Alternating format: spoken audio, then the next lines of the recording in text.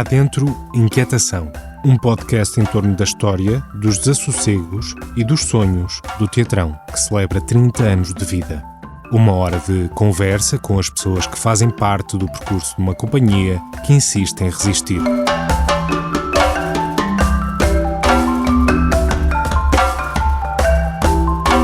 Olá e sejam bem-vindos a mais uma sessão de conversas em torno dos 30 anos do Teatrão.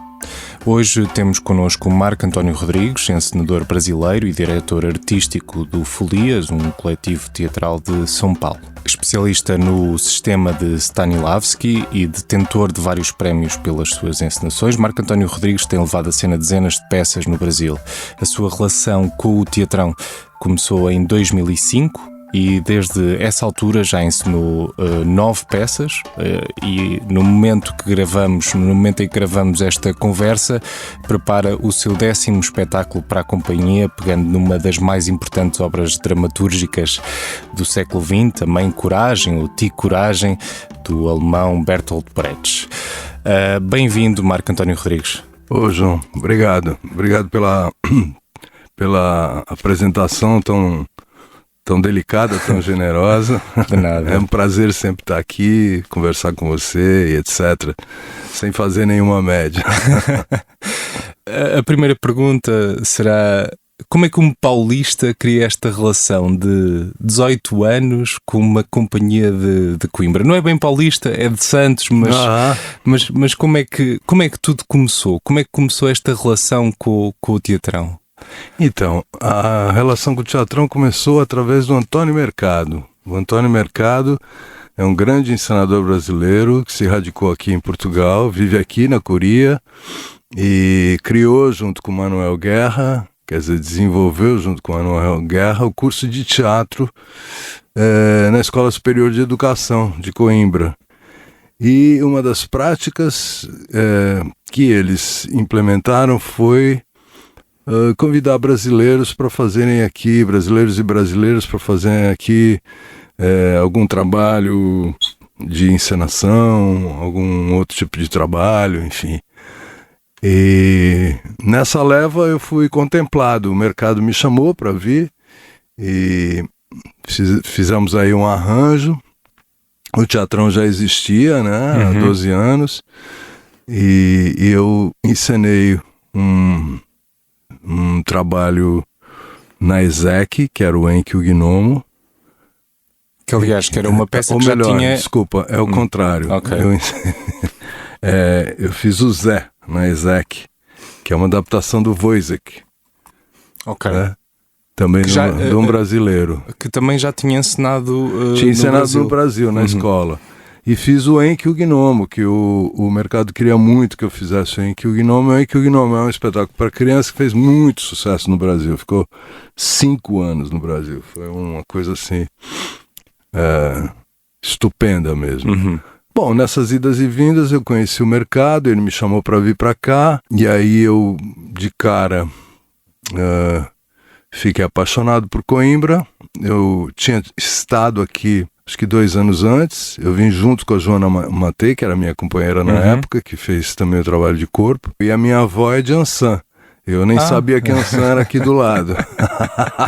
Então, acho que é uma coisa, acho que de ascendência mesmo, de gênese, sei lá o quê. Né? Mas eu tenho muito carinho por Portugal, eu admiro Portugal, enfim, sou apaixonado por Portugal. Mas já tinha vindo a Portugal antes? Ou foi eu tinha vindo 2 anos antes, tinha passado por Portugal, estive aqui com o mercado, com o Manuel Guerra, enfim, e aí eles me convidaram para vir para cá, eu fiquei meio receoso, como é que eu saía do Brasil, ficava um tempo aqui, 6 meses e tal, acabei protelando a vinda durante 2 anos, aí vim em 2005. Mas isso foi uma reação logo emotiva à cidade, ao país, assim que veio e esteve aí aqui esses 6 meses? Aliás, fala com algum carinho desse primeiro encontro com a cidade e com o país, de alguma forma, não é? Nossa, é muito forte isso, né? Santos é uma cidade muito portuguesa, né? Por causa do Porto e tal, não sei o quê. Enfim, eu fiquei muito... Eu acho a arquitetura, eu acho o povo, eu acho o jeito de lidar com as coisas. Eu fiquei muito comovido com a Revolução dos Cravos. Eu acho que é talvez uma das coisas mais importantes da última metade do século XX, né? E até hoje. Então tudo isso para mim, Portugal significava muito, né? E já agora nesse primeiro momento, ou seja, em cena duas peças, Zé e Enk, o Gnomo, estava logo previstas duas ou estava previsto primeiro apenas o trabalho para a ISEC, não é? E na parceria entre a ISEC e o Teatrão, ou não? Ou seja, quando veio logo para preparar essas duas peças, ou uma surgiu um bocado por desafio do Teatrão? Como é que tudo surgiu? Não, isso já estava tudo planeado. Já estava planeado que se faria o Zé e se faria também o Enk e o Gnomo. E nesse cruzamento que já foi mais próximo, né, do Teatrão com a ESEC e tal, e era a forma de viabilizar a vinda também, né, do ponto de vista econômico e etc. Aí eu fiquei muito mobilizado mesmo, ainda respondendo um pouco daquela tua pergunta anterior, porque, por exemplo, eu trabalhei numa escola durante muito tempo em São Paulo. É uma das escolas mais antigas do Brasil, que é a Escola Superior de Arte Célia Helena. E é uma escola de formação de atores, né?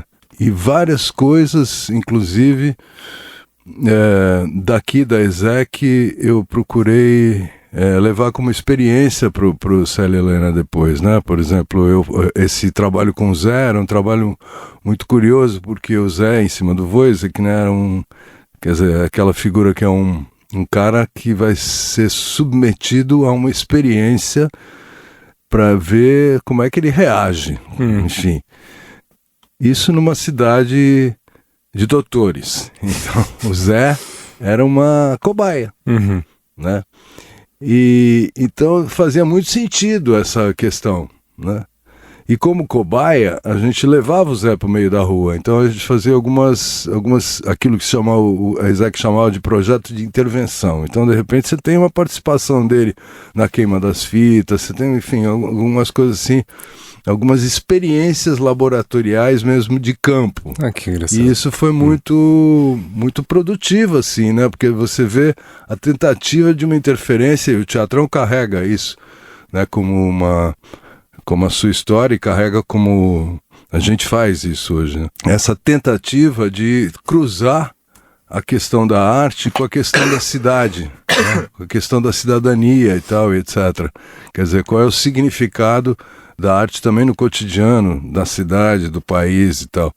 Enfim, então eram coisas muito fortes, né? Que acho que de algum jeito tem algum eco de cidadania que tem a ver com a vossa gênese contemporânea da própria Revolução. Embora possa ser uma pálida ideia para vocês, pelo que eu converso, mas para a gente não. Para a gente ela tem todo um significado muito intenso mesmo. Ou seja, faz esses dois primeiros espetáculos em 2005 e poderia ter terminado aí a relação, ou ser uma coisa muito mais esporádica, mas ao longo deste tempo nota-se que há uma ligação efetiva, não é, com o Teatrão. Como é que funciona essa relação? Ou seja, há desafios mútuos? Como é que se tem processado essa ligação ao longo destes 18 anos com o Teatrão? Então, eu acho que as coisas, João, eu nunca parei para pensar muito nisso, mas as coisas foram acontecendo basicamente porque existe um grande respeito. Respeito é uma palavra horrorosa, mas talvez para situar profissionalmente, para não dizer assim, eu e a Isa temos uma puta amizade, né? Mas acho que porque a gente separa muito bem as coisas, né? Sim. A gente separa muito bem, mas existe um respeito mesmo. Eu tenho um enorme respeito pelo trabalho do Teatrão. Não é porque eu estou aqui, eu falo isso no Brasil, eu falo isso em qualquer tempo. Eu já vi várias experiências, eu nunca vi uma experiência tão ampla quanto a do Teatrão, né? Quanto essa ambição que ele tem de interferir Então, sobre a infância e juventude, na formação educacional, nas classes, na comunidade, com os projetos comunitários, né? Na articulação das coproduções, nos projetos com as várias cidades, as articulações com as várias cidades, sem abrir mão de um rigor artístico, um rigor estético, uma perspectiva de investigação, de fato, da questão da cena. Então, tudo isso, eu tenho uma grande admiração por conta de tudo isso. Eu não sei ainda como é que eles dão conta de tanto trabalho, e com excelência, né? Fora todo esse trabalho de acessibilidade, de fato, porque essa questão de acessibilidade é muito mais para inglês ver, né? Quando eles fazem, por exemplo, quando você faz um espetáculo que tem linguagem gestual, você pode crer que vai ter gente que precisa da linguagem gestual sentada na plateia. Quando você vai ter uma coisa para deficiente visual, você pode crer que vai ter deficiente visual sentado na plateia. E até representar. E etc. Entendeu? Então, todo esse trabalho realmente é um trabalho admirável e que eu nunca vi. Eu nunca vi em Portugal. Eu nunca vi no Brasil, nunca vi. Então eu tenho uma profunda admiração por isso. Uhum. E talvez eles vejam em mim também essa adesão ao projeto deles, essa convicção de que eu acho que o lugar do teatro, através da sua autonomia, tem uma interferência de fato na vida política, não o contrário. Uhum. O teatro não é braço de nada, o teatro não é braço da educação, o teatro não é braço da moralidade, o teatro não é braço de nada. Eu não estou falando que o engajamento tenha que submeter à arte, pelo contrário. Já iremos desenvolver esse aspecto e essa discussão, mas antes gostava de perceber, ou seja, começa a encenar em 1976, ainda durante a ditadura brasileira. Uhum. Como é que surge essa possibilidade? Qual é que é a sua ligação, a sua primeira ligação com o teatro, e como é que acaba por estar aqui? Pelo menos eu já o ouvi dizer de forma provisória há tanto tempo. Pois, eu estou sempre provisório, eu sou meio cigano. Acho que sou provisório na vida, como todos, né? Mas eu fui... Na verdade, eu fui parar no teatro por uma circunstância muito prosaica. Eu estava ainda hoje em dia é secundário, sei lá como é que chama. E tinha lá, nessa escola tinha uma coisa de teatro e tal, não sei o quê. E tinha uma menina que fazia teatro nesse grupo. E eu estava apaixonado pela menina. Então eu fui fazer teatro por causa da menina. A menina saiu e eu continuei. Continua no teatro. Estou procurando a menina, acho, sei lá. Mas, enfim, então eu acho que foi sempre uma sucessão de casualidades. Eu não tenho formação acadêmica como teatreiro, digamos assim, a minha formação é como psicólogo, né? E então foi uma sucessão de casualidades e, enfim, e eu sempre eu fiquei muito feliz porque eu estava lendo uns comentários sobre essas teses de história do Walter Benjamin, e uma das questões que surge lá é que, e eu não vou saber detalhar aqui, mas é a compreensão do trabalho. O que é o trabalho? O trabalho, de start você ter a questão do ofício, etc, não sei o quê, eu acho que o trabalho é um brinquedo. O trabalho é uma brincadeira. Um pouco a compreensão do Benjamin é um pouco parecida. Quer dizer, se você não tiver um profundo prazer em brincar com isso, na verdade, isso não tem significado nenhum. É óbvio que isso não é possível para todo mundo, infelizmente, né? Mas essa questão que o trabalho tem, essa questão que a arte tem, que o teatro tem, é o que talvez tenha me seduzido, né? Uhum. De forma eu tenho muito prazer quando eu estou ensaiando, me sinto muito vivo quando eu estou fazendo, quando eu estou vendo, quando eu estou lendo alguma coisa sobre. É uma coisa que me mobiliza muito, me apaixona muito. E eu acho que isso tem a ver com essa questão lúdica, né? Do meu trabalho ser um brinquedo. Um brinquedo. Uhum. Começa a fazer teatro ainda durante a ditadura brasileira. Isso também molda a sua visão sobre o teatro, sobre a criação artística, esses anos todos ainda a trabalhar num regime que censurava, não é? Então, eu muito jovem, eu fui recrutado pelo Partido Comunista. Então uma coisa se junta à outra, talvez. Okay. Né?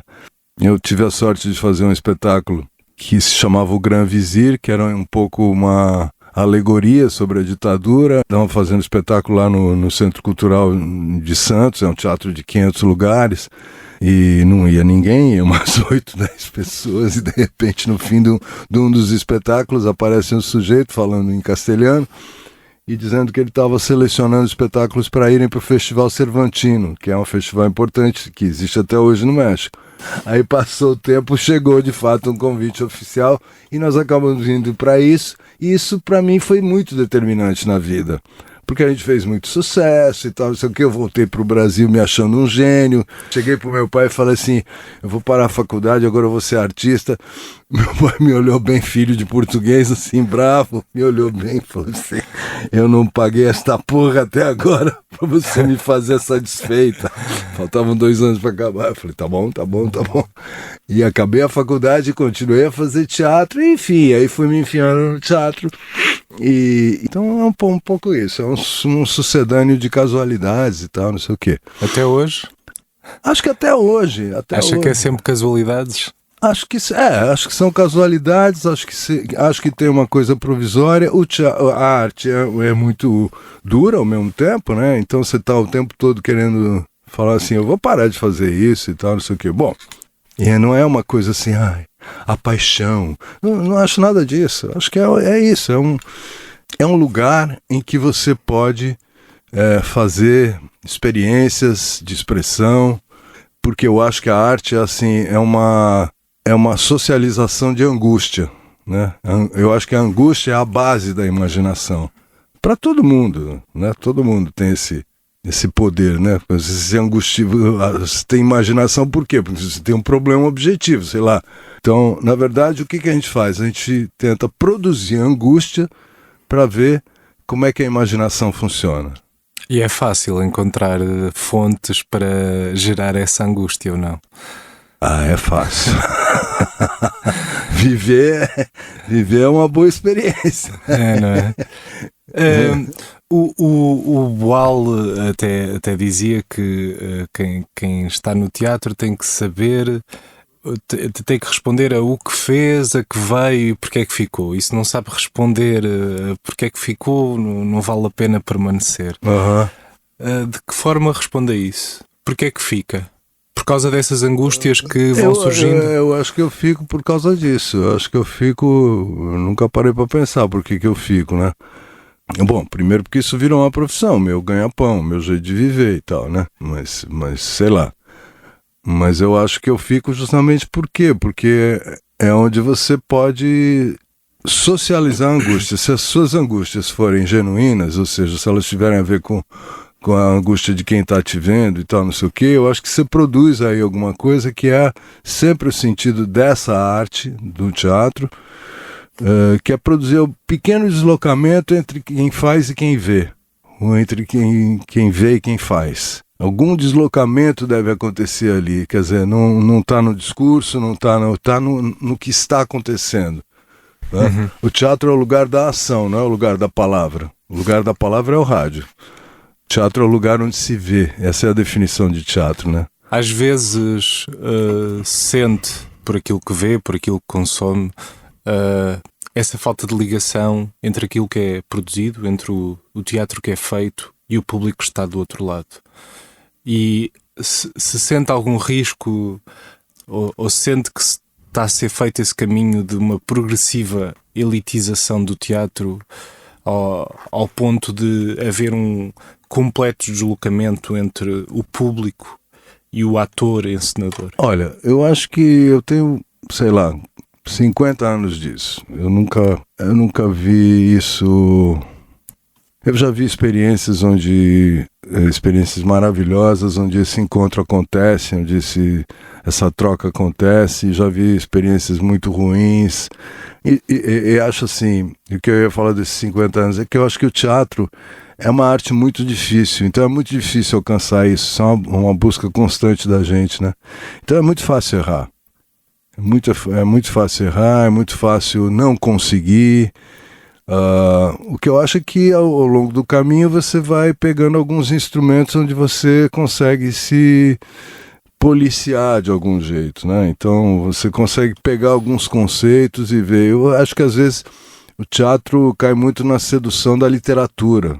Ele se acha enquanto a literatura, a dramaturgia não é o teatro. A dramaturgia é a escrita que vai possibilitar o teatro. O teatro tem a sua escrita cênica. Essa escrita cênica é construída pelo encenador e pelos atores a partir da escrita dramatúrgica. Ou seja, existe um conjunto de questões aí. Quando uma se sobrepõe à outra, aí eu acho que é o problema. E, em geral, o teatro é difícil. É uma arte extrema, né? Você vê que você fala assim, quando você vai ver uma peça, você fala assim, legal, gostei. Fica ali meio morno. O teatro funciona quando você fala assim, porra, você tem que ver isso. Quando aquilo não sai da tua cabeça. Mas é difícil chegar a esse ponto, não é? E é por isso que diz que é uma arte extrema. É muito difícil chegar a esse ponto. Eu acho que é. Eu acho que é uma batalha constante da gente, né? Mas eu não vejo que hoje esteja pior. Eu acho que tem experiência, pelo menos...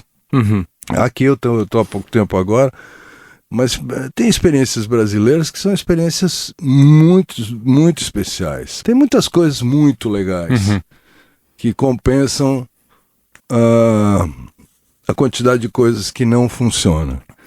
Mas eu acho que não funciona também hoje em dia, quer dizer, eu não sei aqui, mas no Brasil, porque essa figura, por exemplo, como o teatro não existe institucionalmente, economicamente, digamos assim, ou seja, ele não move dinheiro, a quantidade de pessoas que ele atrai para pensar o teatro hoje é muito pequena. Então, a quantidade de pesquisadores, críticos, investigadores é muito pequena.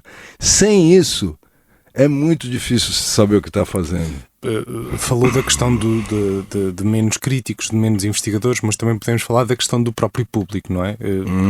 Que vai em números, dependendo dos casos, e óbvio que estamos aqui a generalizar, e as generalizações são sempre complicadas, mas essa culpa de, por exemplo, haver menos público, de haver menos interesse, é apenas de um contexto social marcado pelo liberalismo económico, ou há também aqui uma necessidade de autocrítica, de reflexão dos agentes do teatro, seja em Portugal ou no Brasil, sobre isso? Ou seja, sobre como chegar às pessoas, ou como trazer as pessoas para o teatro. Então, o Benjamin tem aquela ideia um pouco da mônada, né? Eu acho que é uma ideia muito legal do ponto de vista do materialismo histórico, né? Quer dizer, que se contrapõe um pouco à questão marxista. Então. Por que eu estou falando disso? Porque em 2001, a gente estava um pouco, no Brasil, a gente estava um pouco numa situação muito parecida com essa que a gente está hoje, sei lá. E aí a gente resolveu juntar lá umas pessoas que faziam teatro, que eram próximas e tal, e a gente começou a se reunir porque tinha uma disputa com a questão pública mesmo, porque a gente só tinha um mecanismo de lei, que era um mecanismo de lei de incentivo fiscal, ou seja, quem determina, inclusive, na lei de incentivo fiscal, para quem vai o dinheiro da renúncia fiscal, no caso de imposto de renda, etc., é o empresário, ou seja, ele faz a política pública da cultura. Isso era a única coisa que existia no Brasil, no governo Fernando Henrique.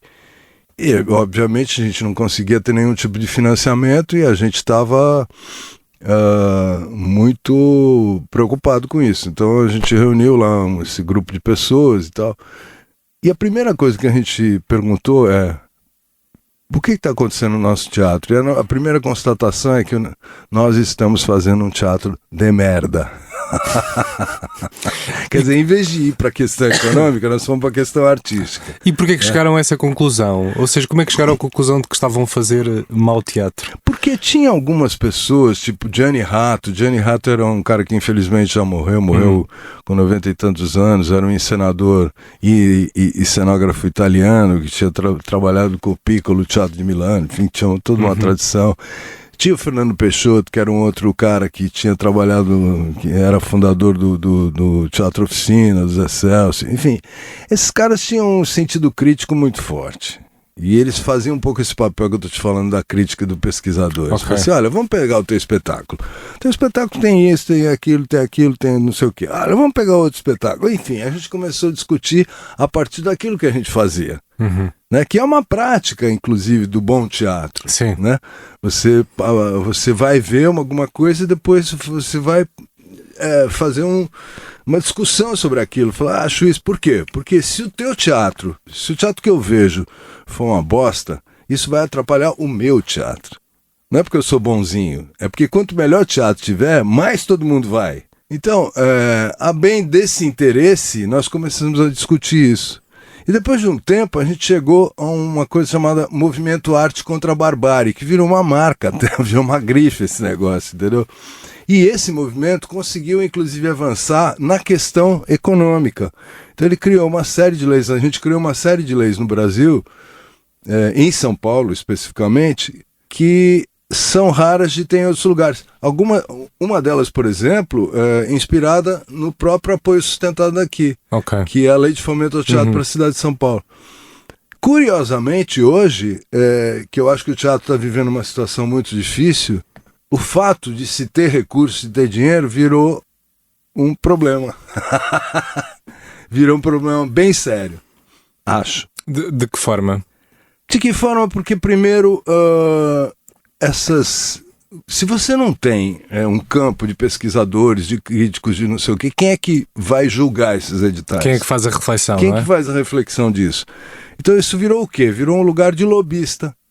Né? Por quê? Porque você tem uns negros que começam a escrever uns blogs na internet, o cara vai criando uma coisa, o outro cria um prêmio na internet, enfim, é uma gente que é, na verdade, curiosa de teatro, não tem nada a ver com teatro, mas que vai alcançando um status, até por conta do próprio teatro, porque se alguém fala bem de uma peça minha, eu replico aquilo, e isso eu estou alimentando aquele sujeito medíocre que está ali fazendo aquela média para ele mesmo. Por quê? Porque o caminho daquilo, não sei se é complicado entender, mas é o quê? Ele será a autoridade que vai amanhã constituir uma comissão julgadora, uma curadoria e etc., que vai dizer, dê dinheiro para isso e não dê para aquilo. A gente está alimentando cobra. Faça todas essas relações e mesmo a dependência que os atores, encenadores, os grupos precisam entre o meio. É difícil haver uma discussão e uma reflexão e uma crítica honesta dentro do meio, ou não? Totalmente. A gente já conseguiu muito isso nessa época. Do movimento, quando criaram o movimento. A gente conseguia mesmo. A gente criava horários absurdos, que as pessoas nunca podem, porque fazem 200 coisas. A gente criava horários assim, sexta-feira à meia-noite para discutir, entendeu? Domingo de manhã, tomar um café da manhã todo mundo e tal. Hoje nós vamos discutir espetáculo X ou espetáculo Y e tal.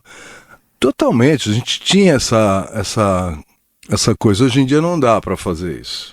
Hoje em dia não dá. E eu acho que hoje em dia não dá, inclusive por causa de um fenômeno que vem surgindo com muita força, que é produto do neoliberalismo, que é o identitarismo. Né? Eu acho que isso causa também, eu falo assim, porque se eu falar alguma coisa para você, você vai me dizer assim, não, você não pode falar porque você não tem lugar de fala, você, sei lá, você não é negro, você não é da periferia, você é branco, é heterossexual, enfim, começou a haver uma série de divisões, tá certo? Que inclusive geram pontuação nesses editais, que é quase como um reparo e um resgate histórico daquilo que foram as grandes violências, etc. Ou seja, é legítimo, é tudo legítimo. O problema é encontrarmos caminhos que não nos arrebentem, que não nos separem, que não nos dividam. É fundamental garantir a representação dessas pessoas que estavam completamente subrepresentadas, não é? Não é isso que está aqui em discussão. Exato. Depois, a partir desse foco excessivo na política de identidade, não é? não haver margem para a crítica, não haver uma discussão franca e honesta sobre um espetáculo. Isso, exato. Ou seja, se um espetáculo é dirigido por alguém que representa uma minoria, nós não vamos atacar porque depois estamos a atacar. Ou seja, pensa-se que depois se está a atacar a minoria e depois não, na verdade, depois não se trata efetivamente por igual aquela pessoa ou aquela produção, não é? É aquilo que eu estava te falando no começo, que é difícil encontrar, mas qual é o lugar de autonomia da arte? Né? Porque se ela está a serviço disso, se ela está a serviço daquilo, se ela está submetida a isso, se ela está submetida àquilo, como é que a gente lida com isso? Na perspectiva do público mesmo, que em última análise é quem nos interessa aí. Né? Para além da questão da discussão, esse identitarismo, não sei se será assim bem esta expressão, mas pronto, essa questão das políticas de identidade também acaba por influenciar a própria criação, ou seja, há uma criação que se centra cada vez mais no eu, na perspectiva autobiográfica, de experiência individual e que arreda, que põe de lado o coletivo. Isso. O pensamento em conjunto com o próprio público, não é? De transformação. Isso. Por isso é uma estratégia neoliberal, né? Claramente. Tem vários estudos disso, inclusive já hoje. Né? E parece que parte da esquerda acaba por ficar completamente permeável a esse discurso, mesmo sendo uma estratégia, como disse, neoliberal. Totalmente. Vítima disso, totalmente. E a direita se alimenta muito disso, né? Porque... Enfim, é um prato cheio, eu acho. Eu acho que é um prato cheio, eu acho que é isso. E pra gente, eu acho que tira essa perspectiva de autonomia, né? Quer dizer, é um pouco aquela discussão, que é uma discussão muito complexa, né? Do povo de Frankfurt, do Adorno, do engajamento na arte. Quer dizer, o que é engajamento, o que não é engajamento, aonde está esse lugar de autonomia, aonde não está esse lugar de autonomia. É complexo, é uma questão complexa. Agora, o que eu acho é que isso começa a determinar, inclusive, a produção, né? Ou seja, eu vou ver lá um edital onde a questão trans está favorecida. Então eu vou, embora eu não tenha nada na perspectiva da minha obra, naquele momento, com relação àquilo, eu vou criar alguma coisa para atender aquilo. Percebe? Eu começo a atender... depois vai levar a espetáculos que não são honestos. Exatamente. Porque não é uma angústia daquela pessoa. Uma coisa que vira um mercado, entendeu? Quer dizer, eu acho que esse é o momento duro que a gente está vivendo, esse é um momento complicado, e acho que esse momento tem submetido, sim, a estética, a filosofia, a política na arte. Né? Quer dizer, o que eu vejo também com relação ao teatrão é que o teatrão não está submetido a isso. O teatrão realmente procura o que é a angústia, o que é o discurso, o que é a questão.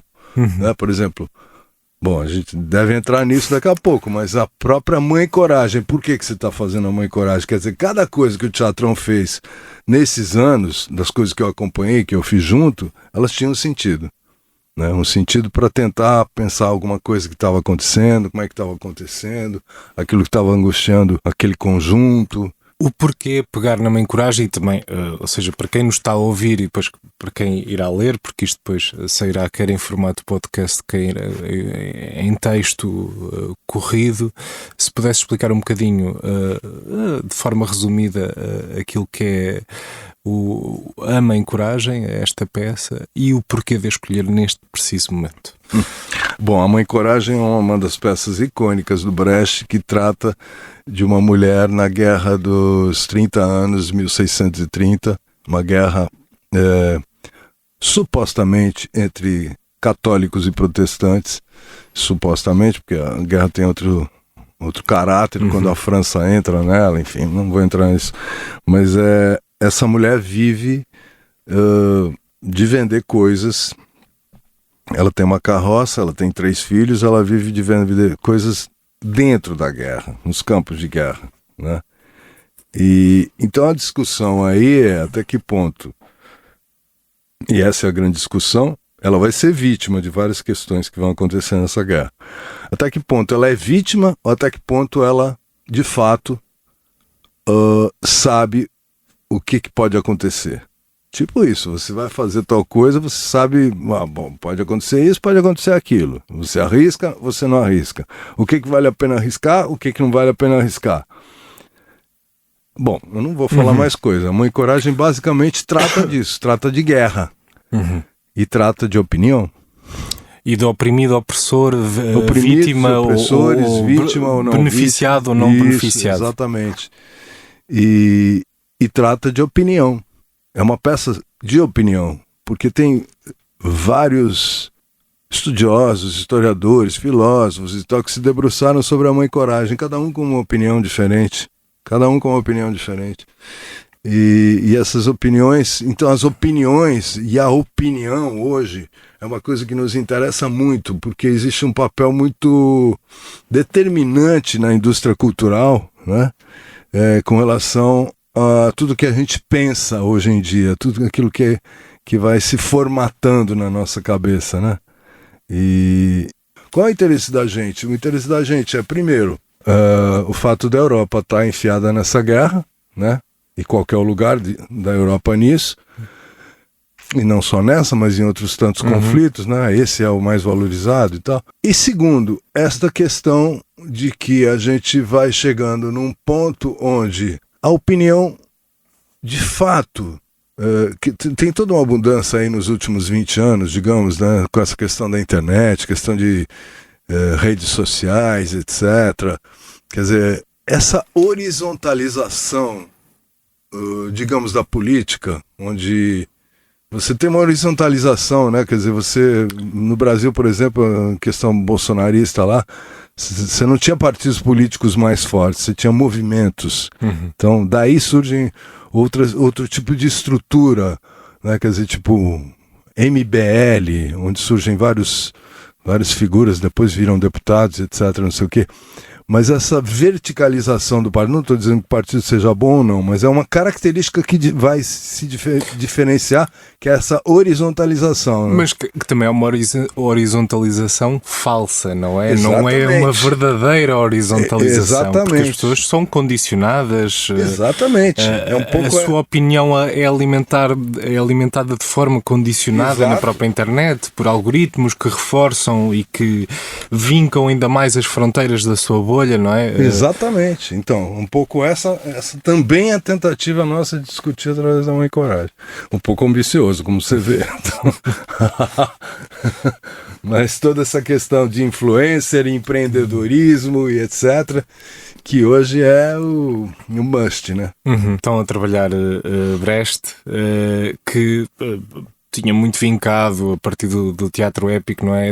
Essa ideia de procurar induzir uma mudança política e social. É possível provocar essa mudança a partir do teatro? O Boal tem uma frase muito curiosa, que é assim: o teatro não faz a revolução, mas ele ensaia. Eu gosto muito desse conceito, dessa ideia, né? Esse como seria, eu acho que é possível criar um lugar do como seria, como é, o que é, enfim,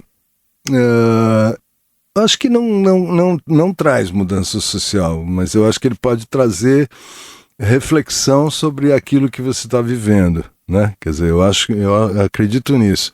E eu acho que o Brecht, tem toda a questão das peças didáticas e etc., mas ele é muito vivo, né? Porque, por exemplo, Amor e Coragem é uma peça, eu já vi algumas encenações, onde sai todo mundo muito comovido com Amor e Coragem. Inclusive eu. Eu não sei qual é o efeito das coisas, né? Mas o que o Brecht trabalha? Ele sabe que o épico contém o dramático, de algum jeito. Então ele trabalha com categorias populares. Qual que eu acho que é a grande questão dele? Ele não vai dizer assim, é por aqui ou é por ali. Ele vai mostrar as coisas. Ele vai socializar esses problemas.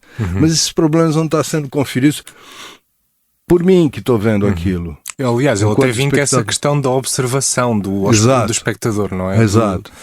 Então ele ele produz não uma ideia moral, mas ele produz um questionamento mesmo, um problema. Que eu acho que isso é o que é mais interessante na obra dele. Ao longo de mais de 40 anos de carreira, na pesquisa que fiz, não encontrei um autor, um dramaturgo, um escritor que marcasse de forma absolutamente vincada, ou seja, que fosse quase uma espécie de fetiche do Marco António ao longo da sua atividade enquanto encenador. Mas há alguns autores que acabam por aparecer um pouco mais, mas eu gostava de perceber até mais como é que se escolhe o texto que se vai encenar. Como é que ao longo destes 40 anos foi escolhendo os autores, os escritores, as obras que depois decide encenar? Ou seja, é que ainda por cima no teatro, pronto, uma pessoa pode fazer curadoria de cinema, está ali 2 semanas, mas é um projetor, uma fita a rolar. No teatro a escolha implica depois um investimento, um esforço, um gasto de recursos durante alguns meses para apresentar aquele texto. Ou seja, é preciso acreditar, não é? Como é que é feita essa escolha?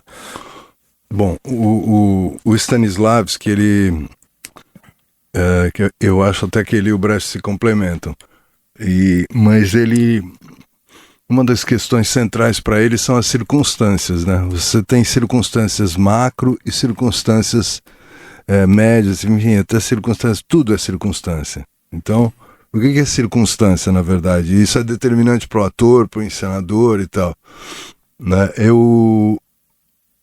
Eu vim para cá, antes de vir para cá hoje, eu fiz um teste de Covid. E eu não estava com Covid. Se eu tivesse com Covid, isso seria uma circunstância a determinar. Ô, João, é melhor a gente não fazer ou vamos fazer de máscara.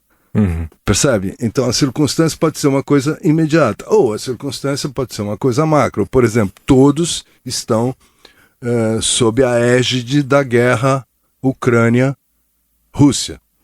A Europa inteira, o mundo inteiro, etc. Isso é uma circunstância macro, né?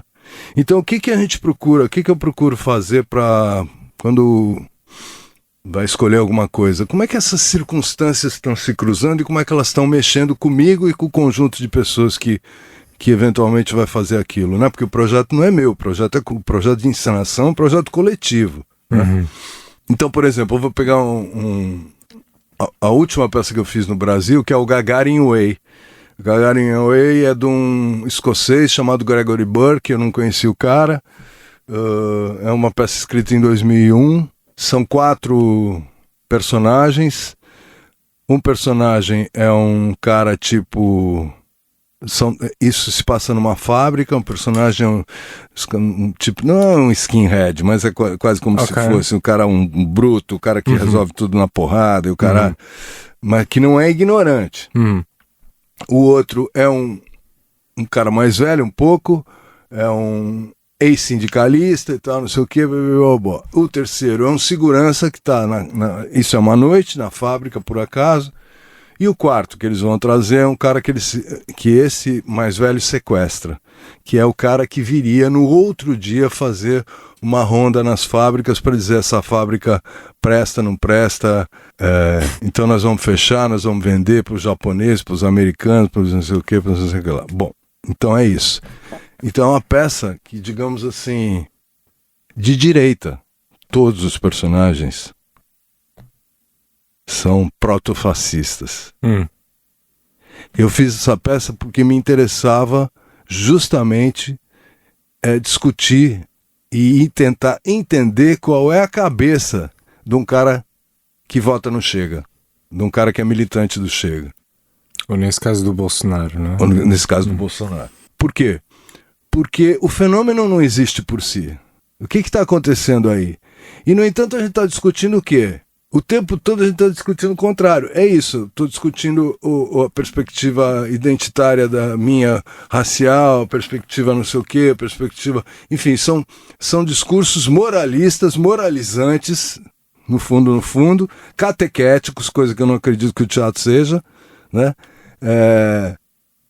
e muito menos reflexivos do que outra coisa. Então, naquele momento, para mim, fazer uma peça sobre o fenômeno bolsonarista é uma coisa que interessa. Justamente por quê? Porque ele coloca em xeque todas essas questões. E se calhar até, pegando no início da nossa conversa em que falava das angústias, pegando numa angústia de se calhar perceber que muitas das vezes quando se fala disso é anti-bolsonaristas bons, bolsonaristas maus, e ficamos nesta dualidade e não se procura perceber o outro. Nesse caso há essa angústia e essa vontade de procurar, de tentar entender. Tentar entender, porque senão como é que você lida com isso? Eu vou dar outro exemplo rapidinho, que era assim, quando o Lula ganhou, a gente resolveu montar o Otelo no Folias. Por quê? Porque o Otelo é o cara que vai ou não trair o povo dele. Em última análise, trair uma coisa mais meio boba de falar. Mas era um pouco essa coisa. Falei assim, o que o Lula vai fazer com isso agora? Eu tinha aqui apontado uma pergunta até centrada nesta ideia de como fazer teatro relevante no século XXI, mas acho que de alguma forma já temos aqui um pouco a resposta, que é essa coisa de ser sempre... Pelo menos parece que há aqui uma vontade de ser sempre honesto e franco com aquilo que são as suas angústias e motivações. Ou isso, eu acho que sim. Eu acho que para isso, eu acho que é uma prática que a gente tem que ter, é se desimportar também, né? Se tirar a importância, porque senão você não consegue ver. Se você acha, não, eu tenho que fazer isso porque isso é importante para mim, porque é importante, porque eu tenho 50 anos de carreira, porque é importante pro teatrão, porque é importante porque tem 30 anos, porque é importante. Nada é importante. Tudo é desimportante. Né? O que interessa é o que está acontecendo. Perceber o que está acontecendo, você precisa um pouco sair de você. É difícil, é uma operação difícil. Há uma pergunta que surge numa conversa entre o escritor francês Edouard Louis e o realizador inglês Ken Loach, que eles têm uma conversa sobre a arte e política, e a pergunta que eles também de alguma forma tentam responder, ou que fazem várias vezes, que é como inventar uma arte, ou como produzir uma arte que realmente desestabilize os sistemas de poder. E é possível? Eu acho que é. O Ken Loach, por exemplo, é um dos caras que eu acho que consegue. Para nós, ele foi um farol. Quer dizer, se você não consegue desestabilizar, você consegue produzir ondas, sabe? Ondas, como ondas do mar, que vão se reproduzindo, né? Para nós, desde aquele filme, eu não vou lembrar os nomes, porque eu sou péssimo para os nomes. Mas desde aquele último filme, Você Sabia Não Sei O Quê, que é um filme sobre empreendedorismo, até um filme que ele faz sobre justamente a questão do trabalhismo na Thatcher, como ela consegue desmontar tudo isso e tal, que é um filme preto e branco. Não lembro o nome. Esse aí também não estou a recordar, mas sim vários dos filmes recentes dele, e há uma questão até pensando até nos últimos filmes, uma pessoa acaba com raiva quase.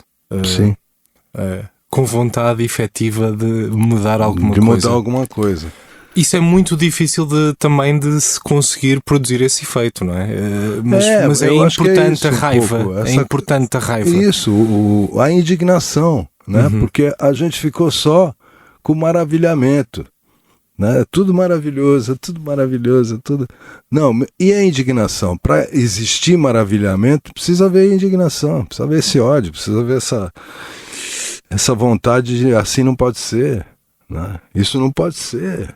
Né? Eu acho que ele produz isso, e vários deles produzem isso. Sim. É outro cara que a gente estava estudando, que não tem nada a ver, outra desses cineastas, que é o Roy Anderson, que é outro cara.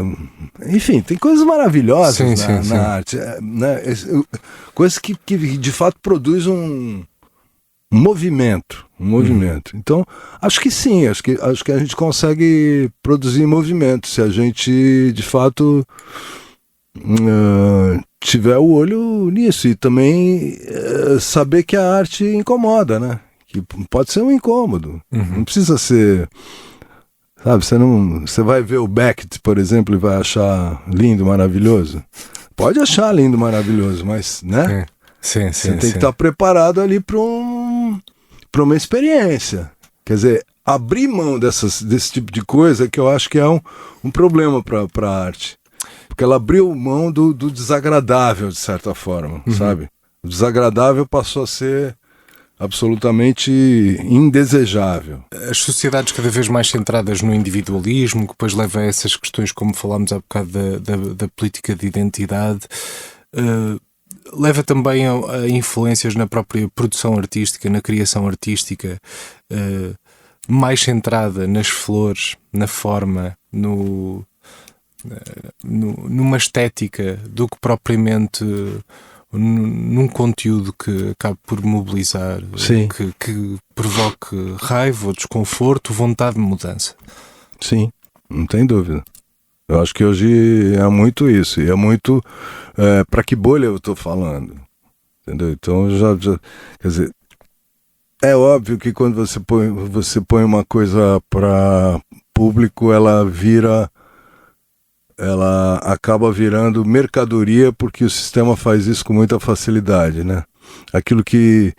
Então, agora, o problema é que isso hoje está condicionando o próprio fazer, né? Você já, a partida, você já fala assim, bom, eu estou fazendo isso para quem? Vou fazer isso para festivais internacionais. Ótimo, então vou fazer uma coisa sem palavras. Estou caricaturando, mas é um pouco isso, né? O que é? Eu vou fazer para esse público. Como está tudo muito segmentado, eu vou fazer para fulano, para Beltrano. Quer dizer, então não vai causar, não vai problematizar nada.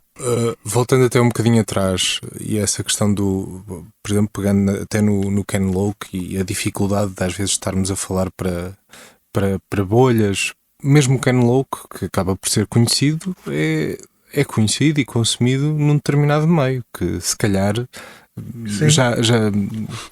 já está convertido. Já está convertido.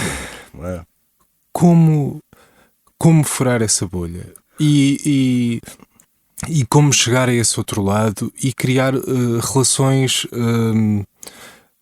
O Ken Loach não sei, mas por exemplo, há uma passagem num livro em que uma mulher francesa operária com o 4º ano nunca leu Zola na vida, mas reconhece, esse é dos nossos, que é uma coisa bastante interessante. Fixe, Hoje em dia isso ainda é possível fazer, ou seja, ainda consegue haver essa relação e essa identificação ou não, e como furar isso, e como é difícil neste contexto, neste mundo, remar contra essa maré. O que eu acredito, né? Eu acho, por exemplo, a gente tem muito cuidado com isso, e na Ticoragem, por exemplo, aparece muito isso. Fala assim, é a dialética, tudo virou dramático. Quer dizer, também na perspectiva da gente revolucionária, acaba virando assim, tem os bons e os maus. Eu vi muito isso no Brasil por conta do Bolsonaro, entendeu? A sociedade ficou dividida e está dividida entre bons e maus, né? O que é absolutamente bobo, né? É uma questão de infantilização. Então, na minha perspectiva, na nossa perspectiva, o que interessa mais? Interessa como dialetizar essas relações. Isso vai atingir quantas pessoas? Não sei quantas pessoas vai atingir, entendeu? Não sei como vai atingir, mas qual é o público que eu estou falando? Para quem eu estou falando? Eu não vou fazer isso no meio da rua, porque senão teria outro caráter. Ao mesmo tempo, ele tem um viés popular? Tem. Esse viés popular do Brecht está na música, está não sei o quê, e que a gente trabalha a partir disso, sim, com muita força, com muita ênfase e tal, né? Mas ao mesmo tempo, essa ideia, digamos, não tem horizonte revolucionário. Não existe horizonte revolucionário. Eu fico impressionado quando eu vejo coisas de 30 anos atrás e vejo hoje. Eu falo assim, qual que é a perspectiva utópica? Não existe perspectiva utópica. Na verdade, a perspectiva que existe hoje é de diminuição de dano. É só isso. Você fala assim, bom, o Lula é do caralho e tal, não sei, o Lula é do caralho. O Lula é um gênio absoluto. O Lula está muitos furos acima do governo dele, etc, etc. Agora, o que o Lula pode fazer? Uma política de diminuição de danos. E é o que ele está fazendo. Muito bem. Muito melhor até do que se imaginava. Tá certo? Mas, existe perspectiva utópica? Não. Então por que vai ter pra gente? Também não vai ter. Mas qual que seria a perspectiva utópica? Que a gente, de repente, resgatasse o pensamento, nesse momento. Talvez seja muito pouco isso que eu estou falando, entendeu? Mas onde está a dialética? Porque sem dialética não vamos avançar. É difícil fazer teatro num tempo onde, como diz, quase parece não haver utopias, ou sonhos, ou capacidade de sonhar? Por um lado é muito difícil, por outro lado existe um deserto aí. Existe uma coisa vaga imensa. Cabe a gente não ficar se puxar pelo cabelo, como diz o Mayakovsky, se colocar de pé e falar assim, foda-se, como é que eu faço com isso aqui? Porque tem um deserto. Como é que a gente ocupa esse deserto? Esse é o problema. É difícil, porque a gente faz parte do deserto e a gente produziu o deserto. Mas, ao mesmo tempo, é possível olhar e falar assim, bom, existem muitas coisas para serem feitas. Né? Se eu tivesse 200 anos de idade, eu queria ficar fazendo um monte de coisa e inventar um monte de coisa. Mas é difícil por causa disso, porque ao mesmo tempo você não tem um inimigo fácil, você não tem, quer dizer, você tem tudo, né? Por que a direita avançou tanto? Por que a direita ganhou um caráter até revolucionário?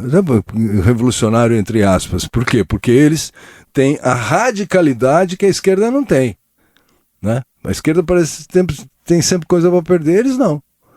Quer dizer, a sorte é que eles são covardes, no caso brasileiro, por exemplo. Mas o discurso deles é radical. E o nosso discurso precisava procurar um certo radicalismo. O discurso da arte, eu não estou falando nem da política, eu estou falando do discurso da arte. Precisava procurar um certo radicalismo. Precisava fazer o enfrentamento com essas questões que de repente tiram a perspectiva da luta de classes, a perspectiva utópica do horizonte. A gente precisa ter a coragem para fazer isso, sabe? Porque senão a gente é mais do mesmo. Muito obrigado, Marco António Rodrigues, por esta conversa. Ô, João, obrigado você. É sempre um privilégio, um prazer. Obrigado. Um abraço. Adeus.